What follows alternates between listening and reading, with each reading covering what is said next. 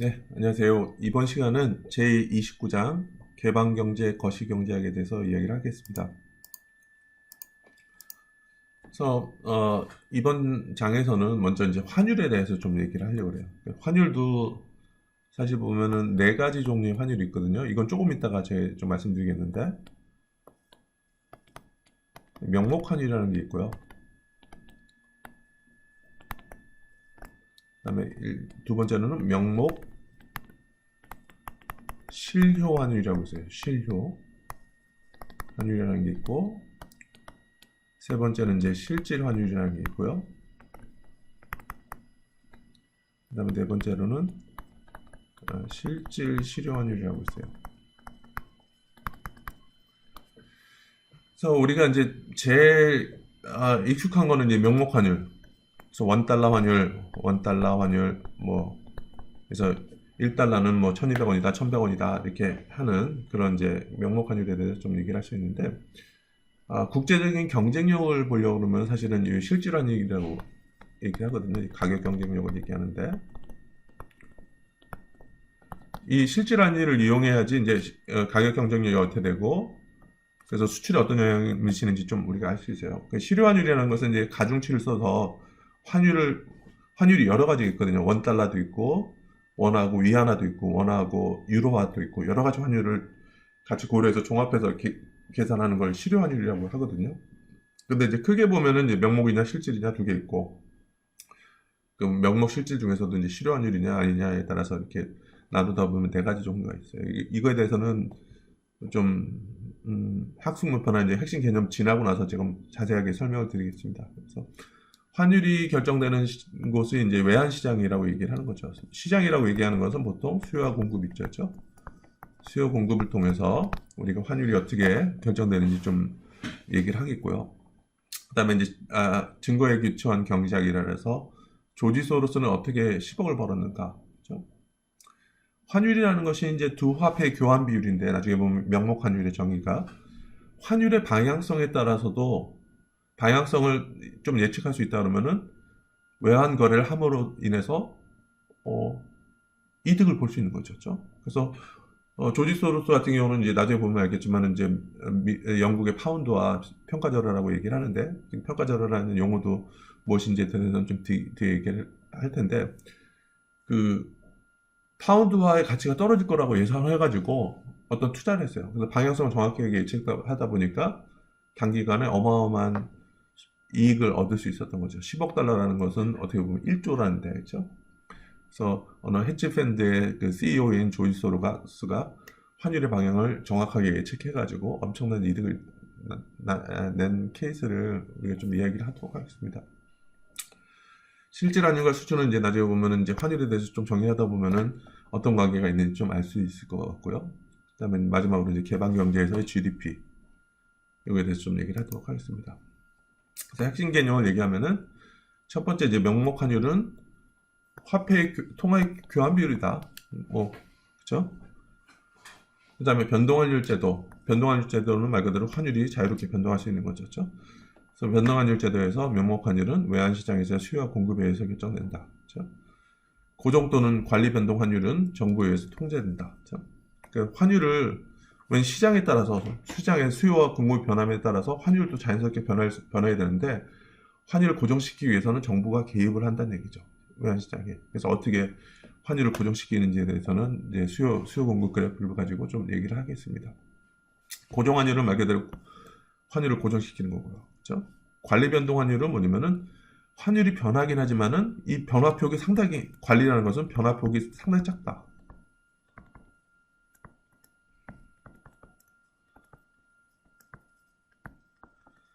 그 일례로 뭐냐면은 우리나라는 여기서 플러스 마이너스 15%로 자유롭게 환율이 변할 수 있어요. 하루에도.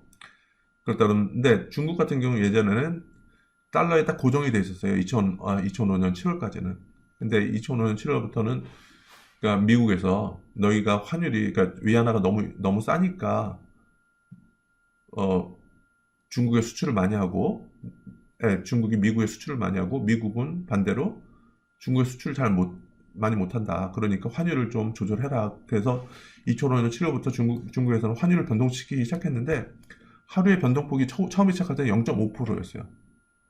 이게 얼마냐면은 우리나라 한국의 일일 변동폭이 플러스 마이너스 15%라 그러면 30%가 왔다 갔다 할 수 있잖아요. 그렇죠? 근데 중국의 일일 환율 변동폭이 0.5%밖에 안 되니까 상당히 적었던 거죠. 그래서 이런 것도 관리 변동이라고 하긴 하지만은 실제로는 고중 환율과 마찬가지로 정부에서 좀 환율에 대한 통제를 하는 거죠. 그래서 그다음에 핵심 개념 보면 실질 환율은 두 국가의 재화 서비스 배스킷 간의 물가의 비율이고 따라서 한국가에서 다른 국가의 순수출에 영향을 준다. 뭐 이거는 제가 환율의 네 가지 종류에 대해서 좀 설명하다 보면은 명목 환율과 실질 환율은 이렇게 다르거나 여러분이 좀 이해할 수 있을 것 같아요. 순수출의 감소는 노동 수요와 GDP를 감소시키고 실업을 유발시킬 수 있다. 그렇죠? 순수출이라는 게 뭐였죠? 순수출이라는 것은 넷 엑스포트라는 건 수출해서 수입을 뺀 거잖아요. 그렇죠? 근데 이게 떨어진다는 얘기는 수출보다 수입이 더 많아진다는 얘기는 뭐냐면은 수입품이 들어옴에 따라서 국내 산업은 위축될 수밖에 없죠. 그렇죠? 산업이 위축된다는 얘기는 마찬가지로 노동 수요가 위축되고 노동 수요가 위축되면 또 GDP도 감소되고 막 그런 현상이 발생할 수 있는 거죠. 그렇죠? 자, 환율에 대해서 좀 먼저 얘기하겠습니다. 그래서 많은 국가들은 경제적 거래를 위해서 자국의 고유한 통화를 가지고 있다. 그렇죠? 여기 원화도 있겠죠. 그렇죠? 근데 원화하고 요 환율, 그쵸? 요거는 이제 달러, 유로, 그 다음에 요거는 위안화, 그쵸? 엔화, 일본 엔화, 그 다음에 영국의 파운드화. 요런 것들은 다 기축통화라 그래요, 기축통화. 기축통화라는 게 뭐냐면은 전 세계에서 이제 거래가 되는 통화예요. 그쵸? 대금을 지불할 수 있는 거죠. 국제 결의에 있어서 대금을 지불할 수 있는 거죠. 그런데 원화는 이건 기축통화가 아니에요. 그래서 전 세계적인 거래를 하기 위해서는 원화로 거래를 못해요. 그러니까 결국에는 달러로 거래를 해야 되니까 뭐가 필요하겠어요? 이거 안 되니까 달러로 거래해야 되니까 우리나라는 외환 보유고가 필요한 거죠. 그게 사실은 기축통화를 가진 국가와 기축통화를 가지지 못한 국가 간의 어떤 차이일 수 있죠. 그래서 미국 같은 경우는 이런 거죠. 미국은 80년대 이후부터 계속 무역 적자였거든요. 자, 무역 적자 어떻게 가능했느냐? 적자라는 게 뭐예요? 외국에서 벌어들인 것보다 해외로 나가는 돈이 더 많아지는 거죠. 그렇죠? 수입이 더 많으니까. 그러니까 모자라는 돈들을 어떻게 해요? 달러로 그냥 주면 되는 거잖아요. 근데 미국은 자기네 기축통화로 자기네 화폐가 달러기 때문에 적자 나는 대로 그냥 찍어서 내면 되는 거죠. 별 문제 없어요. 근데 우리나라 같은 경우 이렇게 계속 지속적인 적자를 하면 어떻게 돼요? 국제거래에서 이제 그 우리나라가 원화가 기축통화가 아니기 때문에 해외 거래, 그러니까 적자가 나면은 무역 적자가 나면 계속 달러로 대금을 결제해야 되는 거잖아요. 그러니까 지속적으로 무역 적자가 난다는 얘기는 지속적으로 달러를 해외에다 지불하다 보면은 외환 보유고가 고갈되고 그죠. 결국에는 외환 보유고가 다 없어지면은 외환 위기가 오는 거죠. 그렇죠? 그런 문제를 좀 갖고 있긴 해요. 자, 명목환율 이제 요거 좀 설명하고 네 가지 다른 환율에 대해서 좀 설명할게요. 명목환율은 그냥 두 화폐 간의 교환 비율이에요. 그죠? 자국의 통화와 다른 국가, 외국의 통화와의 교환 비율이에요. 자, 이거는 여기서는 이제 국내, 해외 이렇게 돼 있죠. 여러분들 입장에서 뭐예요? 여러분들 예에서 원달러에 익숙하죠.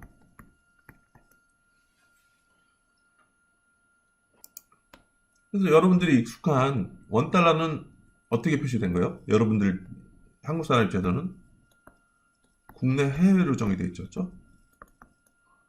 그러니까 우리는 그러니까 국내 나누기, 여기서 국내를 도메스틱으로 할게요. 그 다음에 해외를 포린으로 해서 이렇게 할게요. 이렇게 돼 있는데 이 책에서는 화폐를 환율을 F 나누기 D로 돼 있죠. 국내 통화가 분모에 가 있고 해외 통화가 분자에 가 있었죠. 자, 그러니까 여러분들 항상 여기서부터 여러분들 되게 조심하셔야 돼요. 환율이 어떻게 돼 있는지를 보는 게 되게 중요해요. 자, 그걸 염두에 두시면서 좀 환율이 어떻게 되는지 제가 한번 네 가지 종류로 한번 나눠서 얘기를 해볼게요.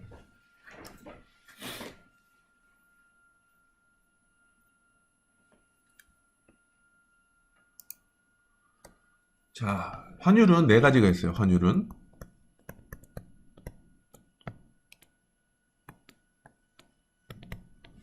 명목 환율,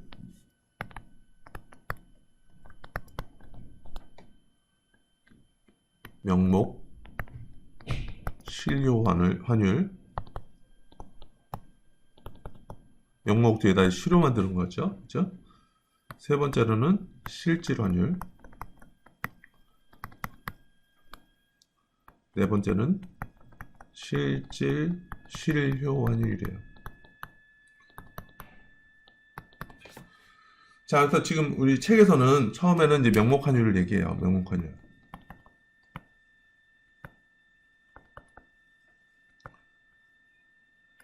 명목 환율은 말 그대로 두 화폐의 교환 비율이죠. 그죠?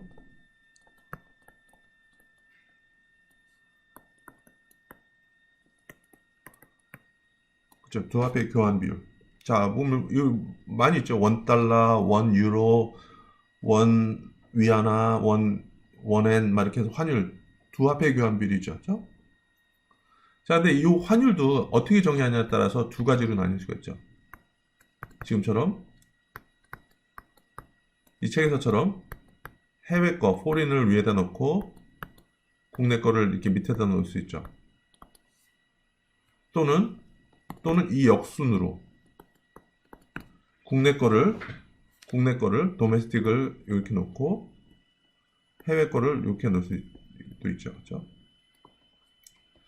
자, 그러니까 여기서 제가 얘기하고 싶은 건 뭐냐면은 환율이 올라갔다. 환율이 상승했다. 환율이 하락했다. 이렇게 얘기하는 거는 되게 위험한 얘기예요.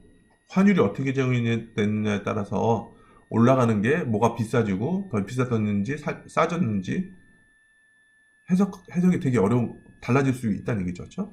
한번 볼게요.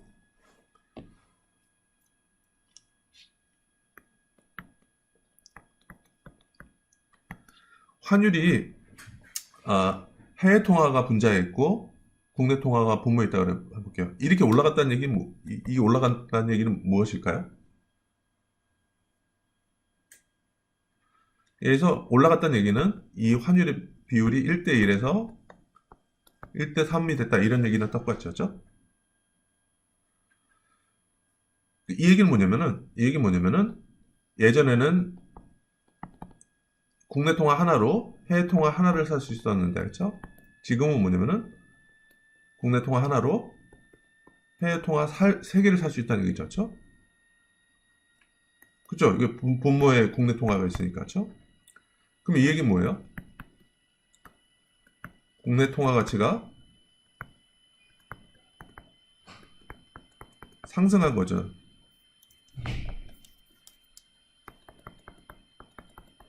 그렇죠? 이거 비싸졌다는 얘기인데 상승했다 이런 거는 뭐냐면은 절상이라고 얘기를 해요. 절상. 가치가 상승했다라는 것은 절상이 됐다 그러고. 그럼 반대로 보면은 해외 입장에서는 국내 통화 가치가 상승하면은 해외 통화 가치는 하락하는 거죠.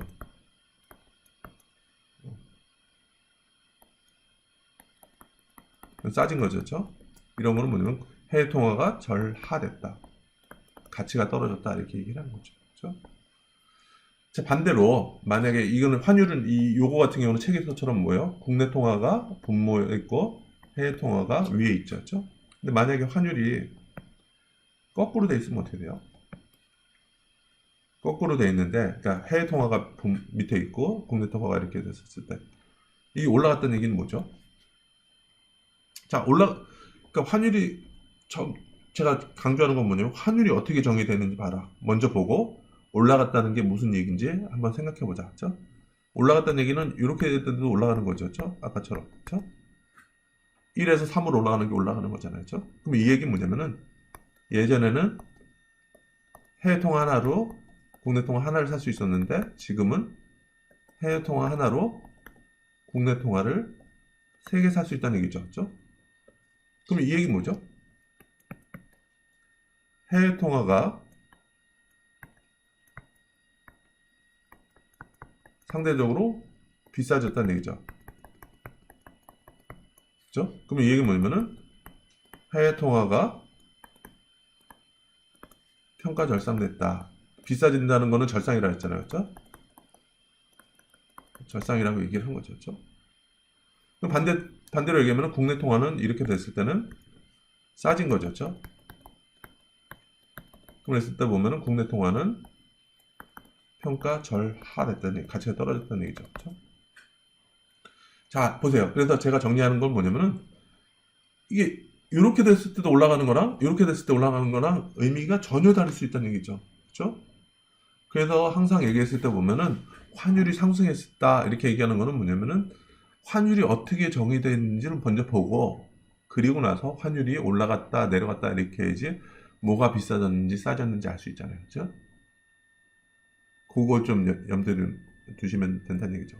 그래서 일단은 명목 환율에 대해서 좀 얘기를 했어요. 근데 명목 환율은 두 화폐 교환 비율인데 그 명목 환율이라는 것은 이렇게 국내가 분모에 있고 해외 위를 수도 있고 해외를 밑에다 놓고 국내를 이렇게 위에다 놓을 수도 있고 그렇죠? 서로 이렇게 반대로 정할 수도 있다는 얘기죠. 그랬을 때 이게 올라가고 내려가는 의미가 무엇인지를 좀 생각하자. 이게 좀 약간 포인트였고요. 요건 좀 지우고 얘기할게요.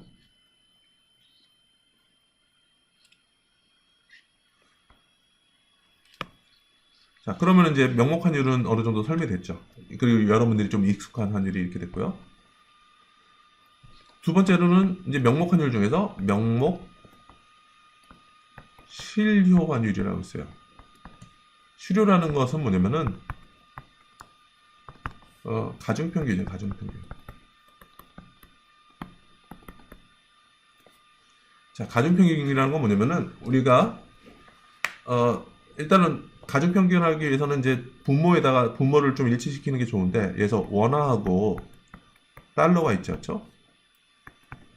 그 다음에 또 뭐가 있죠? 원화하고 유로도 있죠. 그 다음에 원화하고 여기서 엔화하고 뭐 이렇게 다 있겠죠. 그렇죠?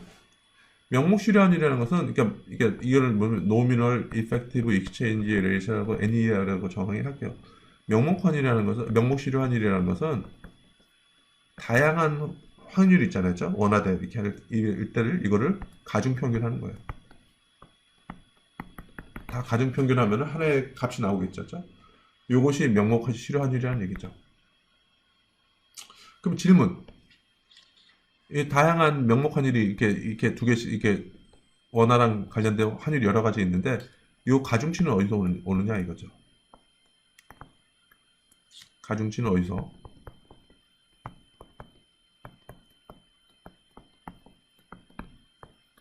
이거는 무역 규모, 거래에 따라서 가중치를 주는 거죠. 예를 들어서 우리나라 전체 무역액 중에서 한 20%가 미국이랑 거래를 하더라. 그러면 알파1은 0.2가 되는 거죠. 그렇죠?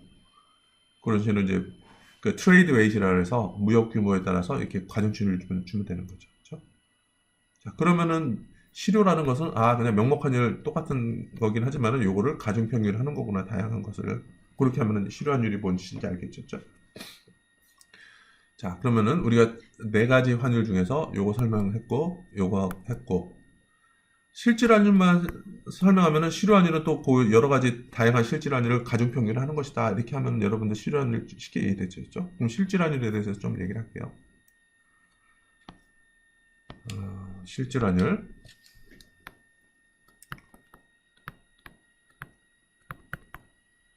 실질환율은 가격 경쟁력이라고 생각하면 돼요.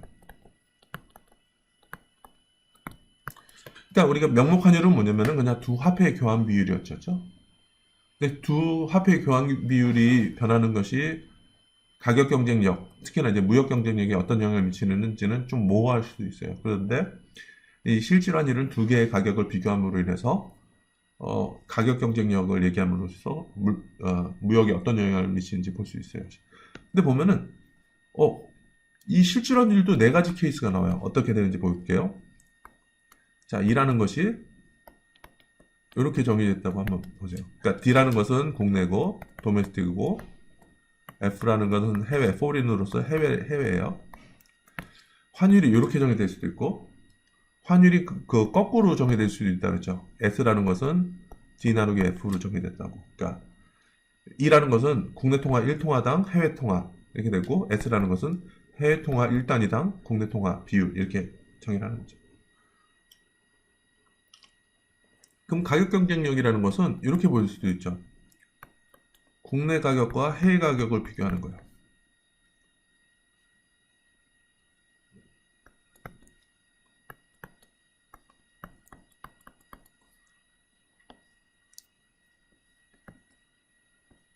그래서 국내 가격을 위에다 놓을 수도 있고 해외 가격을 위에다 놓을 수도 있고, 그렇죠?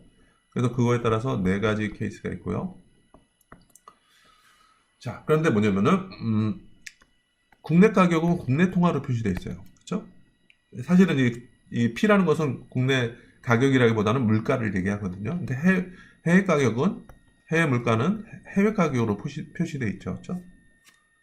마찬가지로 이렇게 되어 있고, 해외 가격은 해외 통화로 되어 있고, 국내 가격은 국내 가격으로 되어 있고, 그렇죠? 그렇죠? 그래서 환율이 필요한 거예요.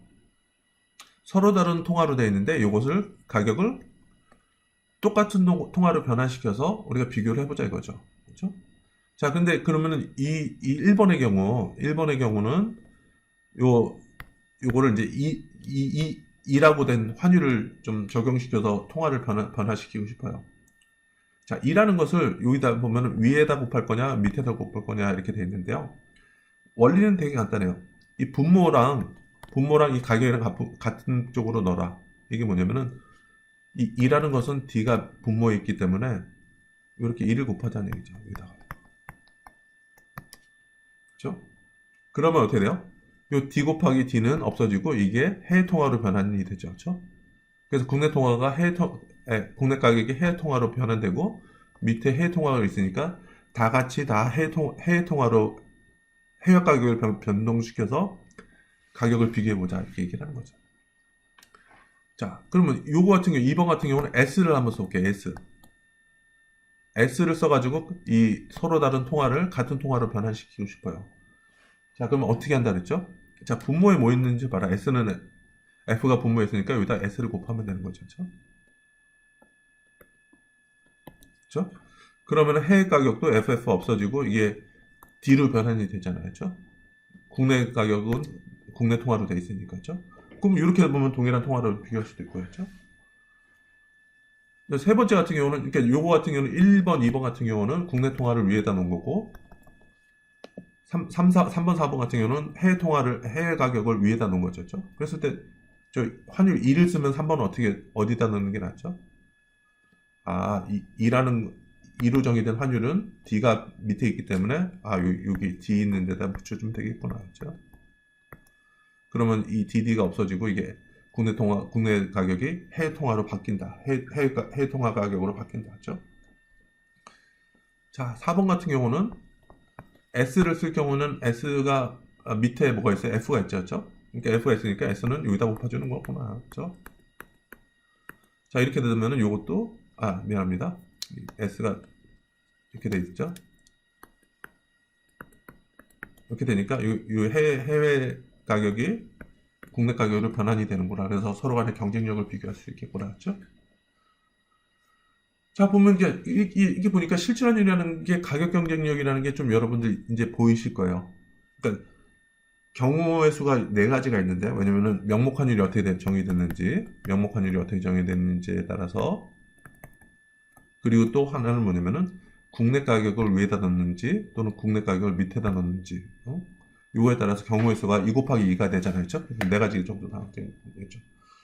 자, 이렇게 된다 그러면은 이게 서로 간에 이제 국내 가격과 해외 가격의 비율을 이렇게 보는 거니까 어느 것이 더 높아지면은 어디가 가격 경쟁력이 있는지 비교할 수 있죠. 그래서 저는 요걸 가지고 한번 볼게요. 요걸 가지고 1번 예를 들어서, 그래서 1번 예를 들면은, 그러니까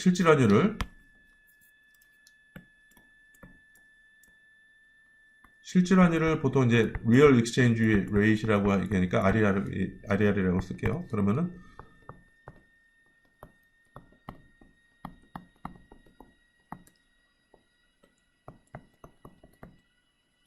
이렇게 됐다고 볼게요. 자, 이게 올라가면 어떻게 되죠? 이 실질환율이 올라가면 어떻게 되죠? 이 분자가 더 올라가는 거잖아요. 그렇죠? 그러면 이 얘기는 뭐냐면은 국내 재화 가격이 상승하죠. 그렇죠? 뭐에 비해서? 해외 재화 가격에 비해서 상승하죠. 그렇죠? 그러면 어떻게 돼요? 이거는 국내 제품의 가격이 비싸지니까 어떻게 돼요? 수출이 떨어지고. 그러니까 해외 제품의 가격이 상대적으로 저렴하고 국내 제품의 가격이 비싸니까 수출 안 되겠고 해외 제품이 싸니까 수입이 늘어나겠죠. 그렇죠? 그럼 순수출이 감소하죠. 그렇죠? 자, 그러면 어떻게 돼요? 이거는 또 여기서 보면은 명목 환율이 올라가더라도 이 분자 부분을 다 올리게 되니까 국내 제약 가격이 올라가서 수출이 안 좋겠다 이렇게 얘기를 할 수 있는 거죠. 그러니까 예를 들어서 이런 거죠. 그러니까 자, 그 아이폰 12가 한국에서는 100만 원이에요. 그다음에 미국에서는 1,000불이에요. 그다음에 그 환율은 환율은 우리가 익숙한 예를 들어서 원달러로 얘기해 볼까요? 이건 1,000원이라고 한번 따져보세요. 자, 가격 경쟁력을 어떻게 비교하죠? 자, 국내는 예를 들어서 국내는 이제 아까 도메스틱으로 얘기를 했었죠. 자, 그럼 우리가 가격을 비교하는 방법은 두 가지 있죠. 국내는 원화로 표시되어 있고, 그죠? 해외는 달러로 표시되어 있고, 그죠? 또는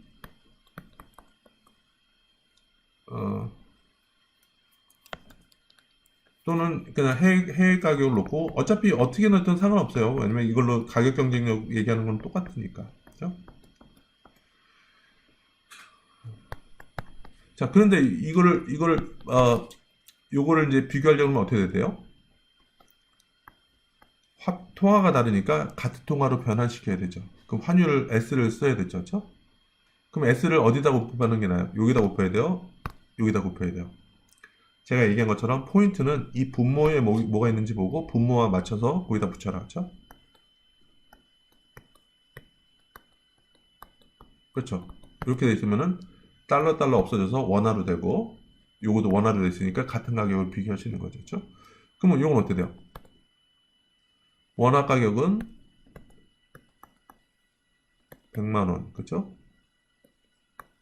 그다음에 달러 가격은 1000불에다가 환율은 1000이라고 되어 있고 항상 단위를 넣어주세요. 환율은 이렇게 정의가 되어 있다. 그렇죠? 자, 그러면 어떻게 돼요? 요거 없어지고, 그렇죠? 그러면 어떻게 되면은 원화 남으니까 어,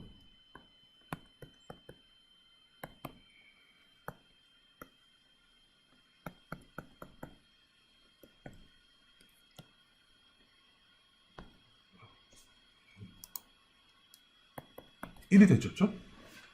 그럼 여러분 이렇게 해도 되고 예서 밑에처럼 이렇게 놨을 경우에는 그냥 이렇게 하더라도 뭐 변할 거예요. 그러니까 실질 환율은 가격 경쟁력이니까 이렇게 놓는다는 얘기죠. 근데 만약에 어, 이것이 1200원이 되면 어떻게 되죠? 1200원이 되면 어떻게 되죠? 이거 똑같이 한번 넣어보면은 가격 경쟁력을 비교하는 실질 환율을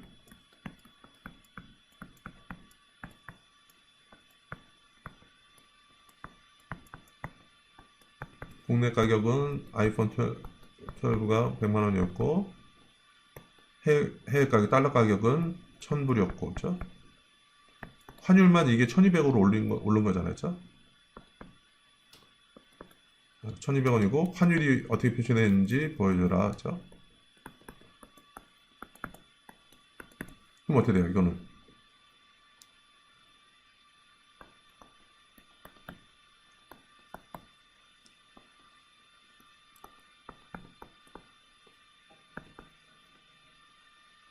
그렇죠. 그렇죠? 그럼 이거는 딱 보면은 비율이 1보다 작은 건 알죠? 그렇죠? 1보다 작다는 얘기는 뭐죠? 어느 게 더 비싸요? 어느 게 더 비싸요? 국내 거보다 해외가 미국의 아이폰 가격이 더 비싸다는 얘기죠. 그렇죠? 가격이 이거란 얘기죠. 그렇죠? 그럼 어떻게 되죠? 국내 가격이 상대적으로 싸니까 우리나라 입장에서는 수출이 증가하고 해외 가격이 상대적으로 비싸니까 수입이 감소하는 거죠. 그렇죠? 그럼 어떻게 돼요? 순수출, 그렇죠? 우리나라 순수출은 증가해서 뭐 무역 수지, 그렇죠? 경상수지가 좀 더 넓게 하면 경상수지에서 흑자를 낸다 이렇게 얘기를 하는 거죠. 그러니까 이렇게 실질환율은 가격 경쟁력을 얘기하고 그리고 이것들이 가격 경쟁력은 곧 무역에 영향을 준다 이렇게 좀 이해를 하면 되는 거죠. 그렇죠? 자, 그러면 네 번째로 보면 실질 실효환율은 어떻게 돼요?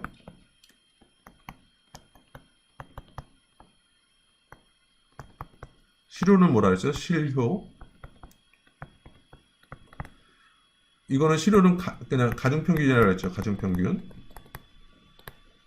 자, 그러면은 여기서 실질 실효환율 이거는 이제 Real Effective Exchange Rate에서 RER 얘기하는데 이것은 알파1 실질 환율 1 플러스 알파2 실질 환율 2 이렇게 좀 가중평균 하면 되는 거죠. 그렇죠? 예를 들면 실질 환율 1이라는 것은 뭐냐면은 한국과 미국의 한미의 가격 경쟁력, 그렇죠? 지금처럼 이렇게 비율로 했던 한미의 경쟁력이고, 이건 한국과 중국 간의 가격 경쟁력, 실질 환율이죠. 딱 하고 거기다 가중치를 넣으면 되는 거죠. 다시 그러면 이 가중치는 어디서 본다 그랬죠? 무역 가중치라고 했죠. 그렇죠? 그래서 우리나라 전체 무역에서 미국이 차지하는 비중이 20%다. 무역 규모에서 차지하는 비중이 20%라 그러면은 알파1은 20% 가는 거고 중국의 가중치가 15%다 그러면은 무역 거래 비중이 그럼 알파2는 15%가 되고 이렇게 되는 거죠. 그래서 제가 지금까지 딱 했던 게 환율은 네 가지가 있다. 크게 명목 환율 우리 얘기했었죠. 교환 비율, 그다음 명목 실효 환율, 실효니까 교환 비율의 가중치, 다양한 명목 환율을 가중치를 했다. 실질 환율은 가격 경쟁력을 비교하는 거다. 근데 중요한 거는 예를 들어서 한국과 미국의 가격을 비교하려고 그러는데 한국과 미국의 가격은 다르더라. 그러니까 환율을 넣어서 동일한 통화로 변환시켜서 가격 경쟁력을 비교하더라. 이거였고 실질 실효환율이라는 것은 이 실질 환율을 여러 가지 다양한 한국과 미국, 한국과 중국 이렇게 된 다양한 실질 환율들을 가중평균하는 것이다. 이렇게 이해하면 되는 거죠. 그렇죠?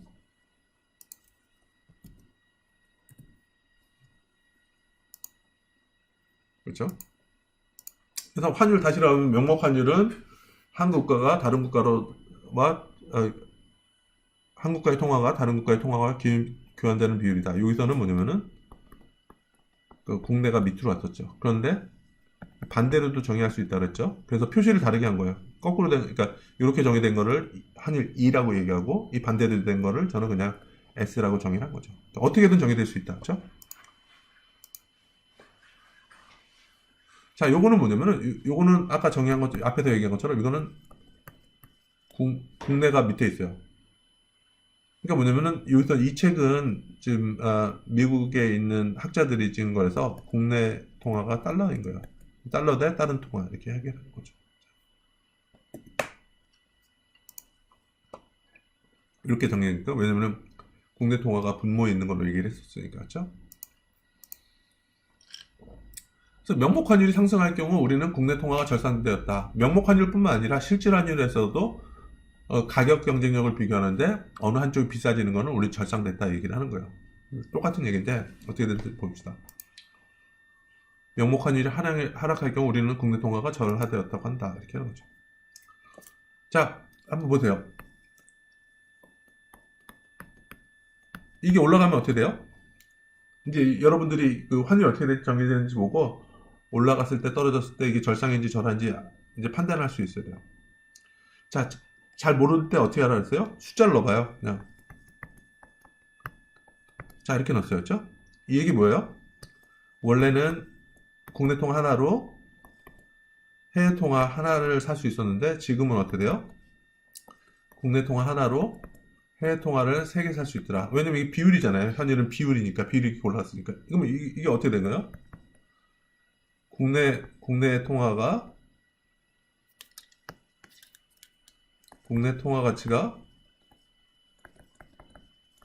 상승했죠. 그러니까 이거는 국내 통화가 절상되었다. 이렇게 얘기를 하는 거죠.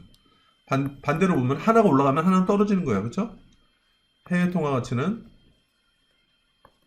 떨어졌죠. 그러니까 해외 통화는 절하되었다. 이렇게 얘기를 할 수 있는 거죠. 그렇죠?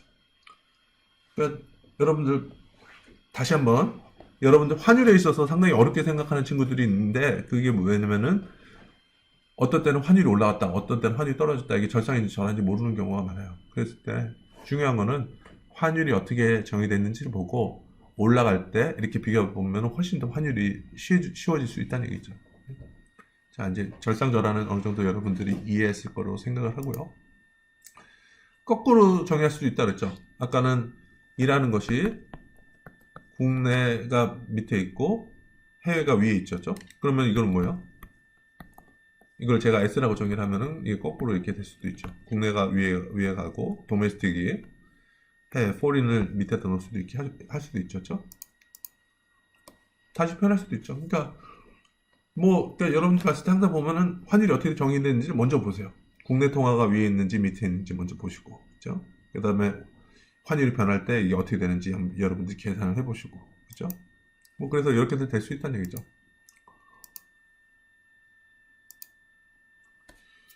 자, 그 다음에 그 환율 이제 제도에 대해서 좀 얘기를 하면요. 이제 제가 앞에까지는 명목 환율도 정의를 했었고, 명목 실효 환율, 그 다음에 실질 환율, 실질 실효 환율, 그 다음에 절상 절하에 대해서 좀 얘기를 했어요. 그죠? 자, 이제 환율 제도에서 보면은 어느 한 국가는 다음 중 하나의 환율 제도를 채택할 수 있다. 자, 변동 환율 제도. 그래서 외환 시장에 개입하지 않는 거죠. 그래서 수요와 공급이 있으면은 자유롭게 환율이 어느 시장이나 보면은 여기 이쪽에는 수량이 있어요. 그렇죠? 그러면 여기 가격이 위에 있죠. 그렇죠? 일반적인 재화 시장에서는 말 그대로 수량하고 재화의 가격이 있는 거고 노동 시장에서는 노동의 수량이 있고 여기는 임금이 있고 그렇죠? 그다음 화폐 시장에서는 화폐 수량이 있고 여기는 이제 화폐의 가격인 이자율 같은 게 있고 그렇죠? 환율 시장은 어떻게 돼요? 환율 수량이 있고 그래서 외환의 그러니까 또는 통화의 수량이 있고 이거 환율 시장에서는 가격인 환율이 여기 있겠죠. 그럼 수요 공급이 변하면 당연히 환율도 계속 자유롭게 변할 수 있는 거잖아요. 그렇죠? 이런 것들이 변동 환율 제도라는 거고요. 고정 환율 제도는 정부가 통화 가치를 고정시키고 그 가치를 유지시키기 위해서 시장에 개입한다. 그렇죠?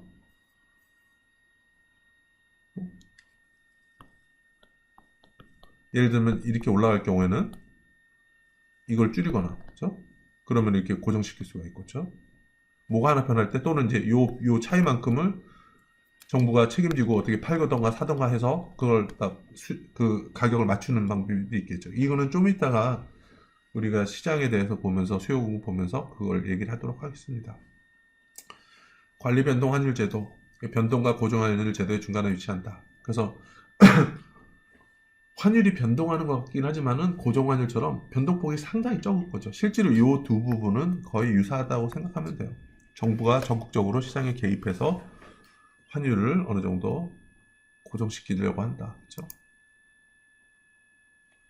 그렇죠? 여기서 보시면 알겠지만은 중국 같은 경우는 2005년 7월까지는 달러당 위안 환율을 고정시켰었어요. 그 이후부터는 좀 이렇게 된 거죠. 자, 이게 뭐를 의미하죠? 자, 달러당 위안이라 그랬죠?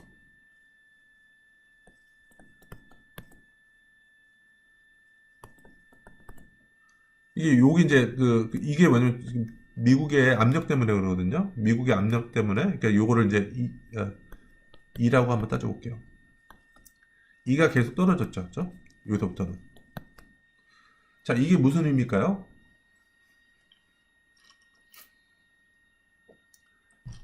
자, 이게 여러분들 한번 보세요. 이거 절상이냐, 뭐가 절상이냐, 절하되느냐, 이제는 좀 여러분들이 한번 생각해 보면서 해석을 해봐야죠. 절하되는 건 뭐냐면은, 여기서 떨어지는 거는 요거랑 똑같죠. 그렇죠? 1에서 2분의 1로 하는 거는 2가 떨어지는 게 맞죠. 달러가 이렇게 돼 있었죠. 그렇죠? 달러가 있고 여기 위에 하나가 있잖아요. 그렇죠? 그러면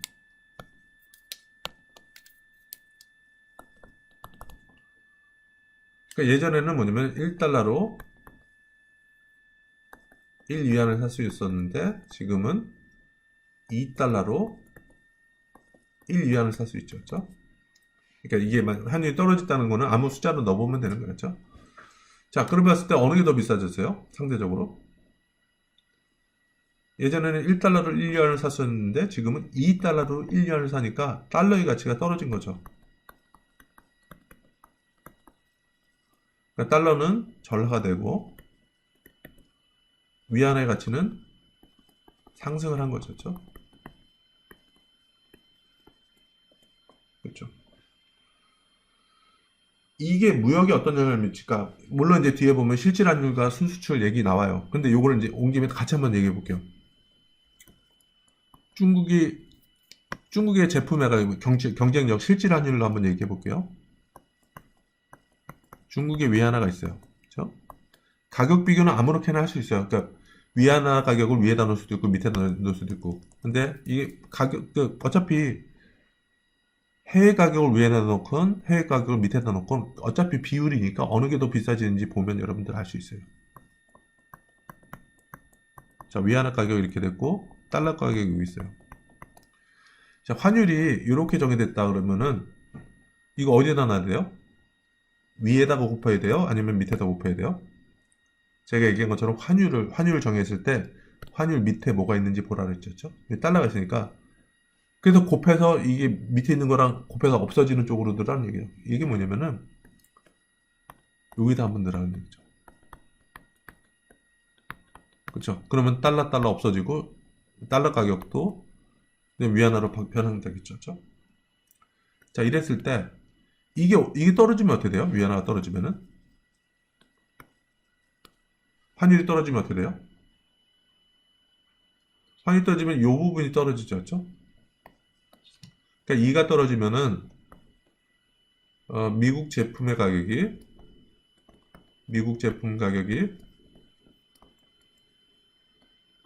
하락하겠죠. 그렇죠?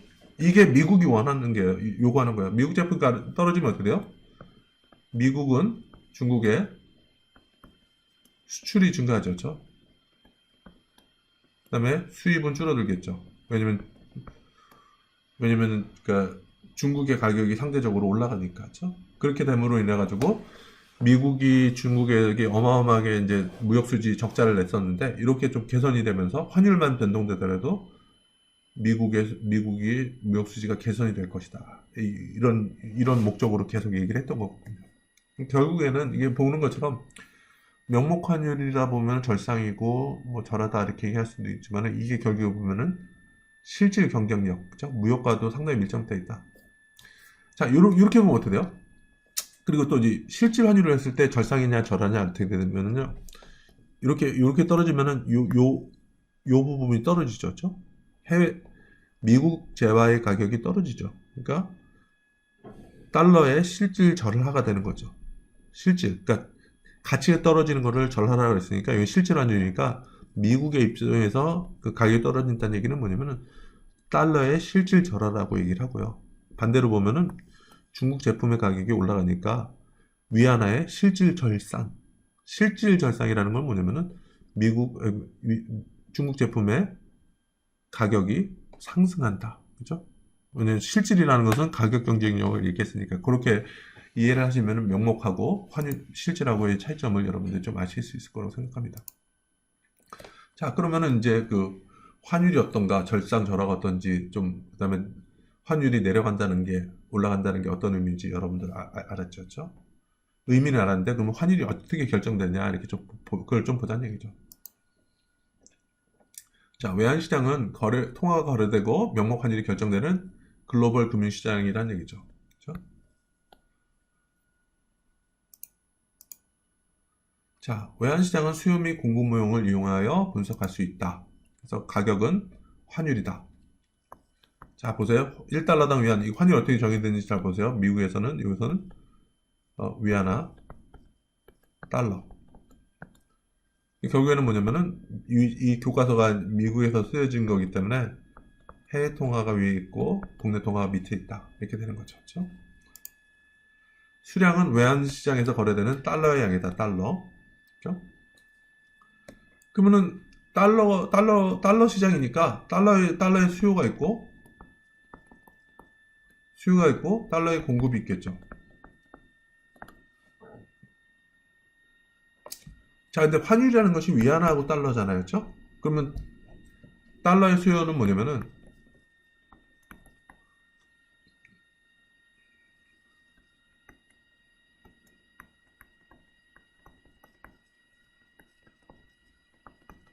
공급이랑 같다는 얘기죠. 왜냐면은 그러니까 다시 한번 위안하고 달러의 시장은 뭐냐면은 중국 사람 입장에서는 그 중국 사람들이 달러를 필요하는 거죠. 달러의 공급은 뭐냐면은 누가 달러를 공급해요? 미국 사람이 공급하는 거죠. 그렇죠? 그래서 어떻게 되냐면은 위안화를 사기 위해서 이렇게 좀 관련이 있죠. 그렇죠? 뭔지는 좀 뒤에서 사례를 구체적으로 볼게요. 즉 달러의 수요, 그렇죠? 달러에 대한 수용소는 누가 필요하느냐? 위안화를 필요한 사람이죠. 그렇죠? 그러니까 외환시장에서 위안화를 팔고, 그러니까 중국 사람들이죠. 달러를 구매하고자 하는 거래자를 나타낸다. 그렇죠? 그래서 다음 중 달러 수요라는 건 뭐냐면 달러를 필요하는 사람은 무엇이냐? 그렇죠? 그래서 미국산 보잉 드림라이너 항공기를 구매하고자 하는 중국 항공사 에어 차이나. 그렇죠? 그래서 중국 항공사가 미국의 항공기를 구입하기 위해서는 달러를 필요하잖아요. 달러를 지불해야 되잖아요. 그렇죠? 그러니까 이런 달러 수요자가 맞죠. 그렇죠? 그 다음에 중국 폭스콘으로부터 부품을 구입하는 애플사. 어떻게 돼요? 애플사는 중국 기업으로부터 부품을 사려고 그러면은 위안화를 줘야 되잖아요. 그렇죠? 그러니까 위안화를 주기 위해서는 위안화를 사야 되죠. 애플사는. 위안화를 사기 위해서는 달러를 팔아야 되잖아요. 그러니까 이거는 수요가 아니죠. 그렇죠? 달러에 대한 수요가 아니라 오히려 달러에 대한 공급자가 되는 거죠. 그렇죠? 그다음에 미국 재무부 채권을 구입하고자 하는 중국 정부. 그러니까 어쨌든 간에 미국 채권을 살려고 그러면은 달러로 지불해야 되잖아요. 그렇죠? 그러니까 달러를 필요로 하죠. 그런 사람은 이 사람은 필요하겠죠. 그렇죠? 그다음에 중국 전자상거래 업체인 알리바바 주식을 구매하고자 하는 미국 투자자. 자, 미국 투자자 입장에서는 중국의 알리바바 주식을 사기 위해서는 위안화를 지불해야 되잖아요. 그렇죠? 그래서 위안화를 필요로 하죠. 위안화를 사기 위해서 달러를 팔아야 되잖아요. 이 사람은 달러 공급자가 되는 거죠. 소유자가 아니죠. 그렇죠? 이렇게 다 보면은 여러분들이 달러 시장에서 수요 공급자가 누군지는 알겠죠. 그렇죠? 그래서 지금 봤던 것처럼 1번하고 4번이었죠. 그렇죠? 1번하고 3번만 수요자였고 2번하고 4번은 뭐였어요? 공급자다. 그렇죠? 이렇게 되는 거죠. 자, 그러면 수요자 입장에서는 수요자가 여기서 봤을 때 수요자가 예를 들어서 달러를 필요하는 사람이 수요자가 예를 들어서 중국 사람이라 그러면은 어떻게 되겠어요? 이거 한번 보세요.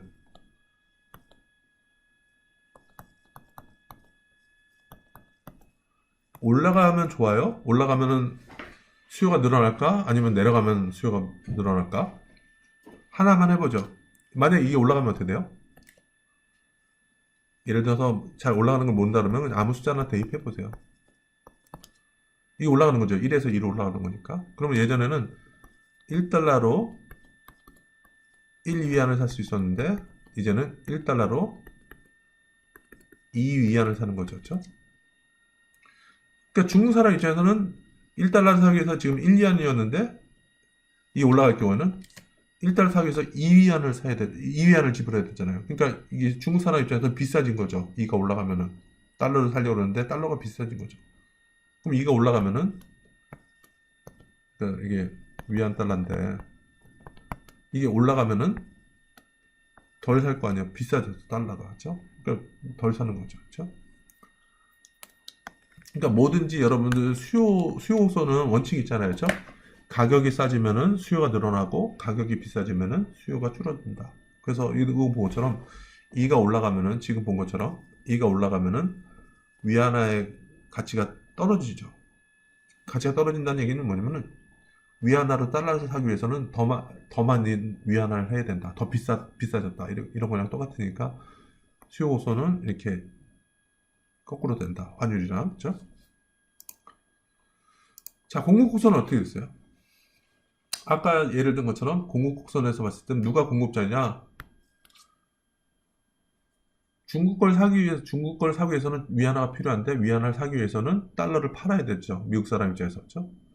그러니까 아까 본 것처럼 이 애플사 중국 부품을 구입하기 위해서는 위안화를 지불해야 되는데 위안화를 지불하기 위해서는 달러를 팔고 위안화를 사는 거잖아요. 그러니까 달러 시장에서 봤을 때는 달러를 공급하는 거였다. 그렇죠?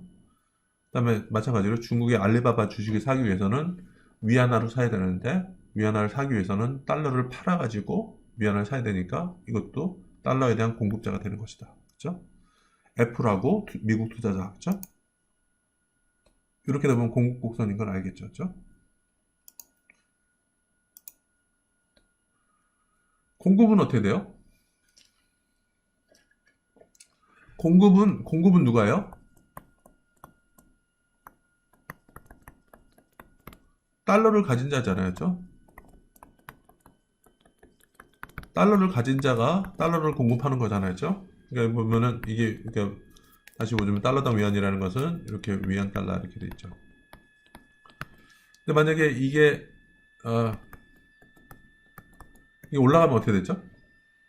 올라간다는 게 뭐죠? 그래서 올라가는 것도 하나의 예를 들어 보세요. 그렇죠? 올라가는 건 뭐예요? 예전에는 1달러로 1 위안을 살 수 있었는데 그러니까 환율이 올라가면은 일단은 1달러로 2 위안을 살 수 있죠. 그렇죠?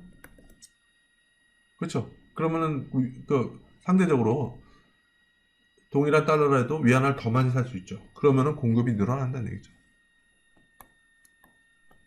그러니까 다시 말하면은 위안화가 올라가면은 그러니까 이 달러당 위안화가 환율이 올라가면은 달러의 가치가 상대적으로 위안화에 대비 높아져 가지고 공급이 늘어난다. 이렇게 이해를 하면 되는 거죠. 그렇죠?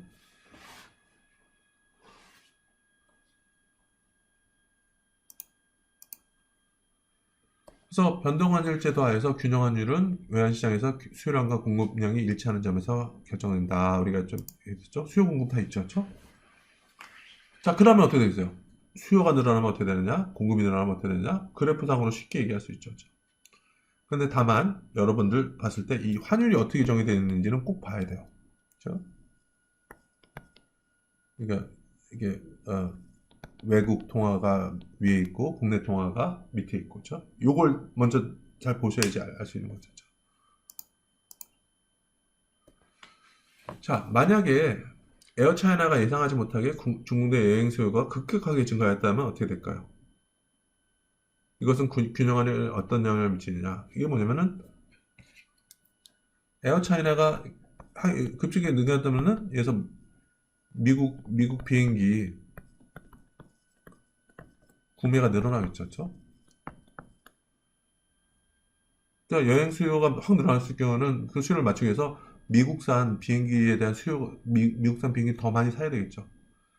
그럼 미국산 비행기를 더 많이 사기 위해서는 그 비행기를 미국 달러로 지불해야 되니까 달러에 대한 수요가 많이 늘어나겠죠. 그렇죠? 그렇죠? 수요가 늘어난다. 그렇죠? 달러의 수요가 증가. 그렇죠? 그럼 달러에 대한 수요가 늘어나면 당연히 달러의 가치는 어떻게 돼요? 가치가 상승해야 되죠, 당연히. 그러면 2가 올라가는 게 맞아요? 2가 올라가는 게 달러의 가치가 상승하는 게 맞아요? 자, 보자고요. 이것이 위안화 달러 됐잖아요. 그렇죠? 이것이 1대1에서 올라간다는 거는 이거랑 같죠. 그렇죠? 그럼 예전에는 1달러로 1위안을 살 수 있었는데 이게 올라가면은 1달러로 2위안에 살 수 있다는 얘기죠. 그러니까 상대적으로 달러 가치가 올라가는 게 맞죠. 그렇죠? 그러니까 수요가 증가하면은 시장에서 균형 달러 거래량도 늘어나고 환율도 상승한다. 환율이 상승한다는 얘기는 뭐예요? 뭐가 절상해요? 달러 가치가 올라가니까 달러 절상, 그렇죠? 달러의 가치가 올라가니까 달러 절상이고 위안의 가치는 절하된다. 이렇게 얘기할 수 있는 거죠. 그렇죠? 자, 관리 변동 또는 고정환율제 하에서 정부는 목표 환율을 공표하거나 환율을 고정시킨다. 어떻게 고정시키는지 한번 볼게요. 그러나 정부는 고정된 환율이 균형 환율보다 높거나 낮을 때마다 자국의 통화를 팔거나 살 준비를 해야 된다. 그렇죠? 이게 뭐냐면은 만약에 환율이 이렇게 고정되어 있으면 어떻게 될까요? 원래 균형 환율은 이렇게 돼 있는데 중국 정부가 일부러 이렇게 좀 만든 거예요. 예를 들어서 이걸 어떻게 되냐면은 그러니까 균형 대비 2가 높다는 얘기는 뭐예요? 달러가 고평가된 거죠. 그렇죠?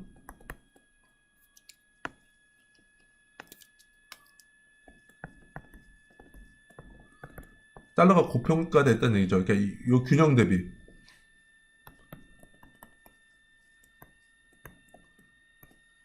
그죠? 이게 뭐냐면은 다시 얘기하면은 이게 원래는 1대1이 균형인데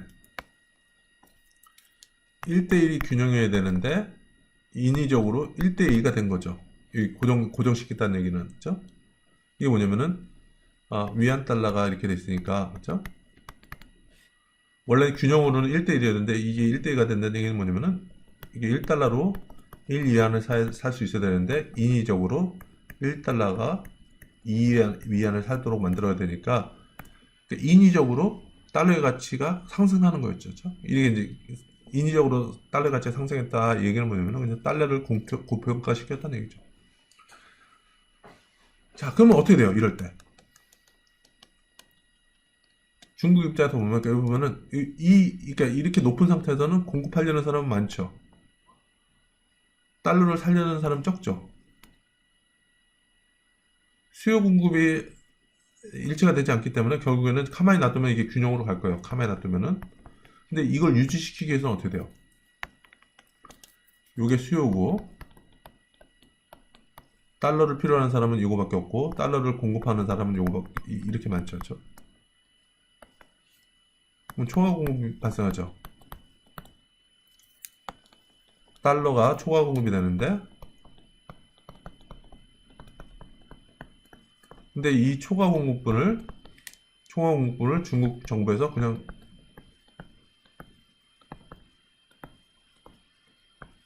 달러를 매입하면 되는 거죠. 초과 공급만큼을. 그렇죠? 초과 공급이 발생하면은 그러니까 중국 정부에서 그냥 매입하는 거예요. 그렇기 때문에 계속 이렇게 중국 정부가 위안화를 저평가시키거나 또는 달러를 고평가시키게 이렇게 유지하려고 고정 환율제를 거의 유지를 했었기 때문에 이걸 계속하다 보니까 외환보 요구가 어마어마하게 쌓인 거죠. 중국의 외환보 요구가 어마어마하게 증가해서 지금은 4조 달러가 넘더라고요. 4조 달러라는 건 4천억. 그러니까 우리나라 한 2년 GDP만큼 이렇게 많이 이렇게 쌓아놓고 있는 거죠. 반대로 이렇게 저평가 시킬 경우는 어떻게 될까요? 그러니까 원래는 균형으로는 이렇게 되는데 균형보다 낮게 이렇게 고정시킬 경우 이럴 경우 어떻게 되죠? 이럴 경우에는 달러의 가치가 떨어지는 거잖아요. 그렇죠? 이것도 보면 페소가 이렇게 있고 달러가 이렇게 떨어진다는 얘기, 일부러 떨어뜨린다는 얘기는 뭐냐면은 보세요. 그렇죠? 이게 뭐냐면은 예전에는 1달러로 1페소를 살 수 있었는데 이렇게 인위적으로 떨어뜨리는 거는 지금은 2달러로 1페소 사게끔 만드니까 달러의 가치를 떨어뜨리는 거잖아요. 또는 페소의 가치를 상대적으로 강화시키는 거죠. 그렇죠? 그러니까 달러를 저평가되게 인위적으로 만들 경우는 어떻게 돼요? 이럴 때는 달러의 가치가 떨어지니까 이때 팔려는 사람은 적을 거예요. 그렇죠? 근데 달러의 가치가 싸니까 살려는 사람 어마어마하게 많죠. 그렇죠? 자, 이럴 땐 어떻게 돼요? 달러에 대한 수요가 공급보다 많죠. 그럼 어떻게 돼요? 수요가 더 많은데 공급이 적을 경우에는 카메라 뜨면 다시 균형으로 가겠죠. 올라가겠죠. 근데 이 상태를 유지하기 위해서는 달러에 대한 수요만큼을 정부에서 달러를 공급을 해줘야죠. 달러를 공급해준다는 얘기는 뭐예요? 멕시코 정부에서 달러를 시장에다 파는 거죠. 그죠? 이 얘기는 뭐냐면 결국에는 외환 보유고가 점점 떨어지는 거죠. 그렇죠? 이렇게 될 수 있다는 얘기죠. 조지 소로스는 어떻게 10억을 벌었는가 이 얘기는 우리 다음 시간에 좀 얘기를 하도록 하겠습니다. 네. 이번 시간은 이걸로 마치도록 하겠습니다. 네, 감사합니다.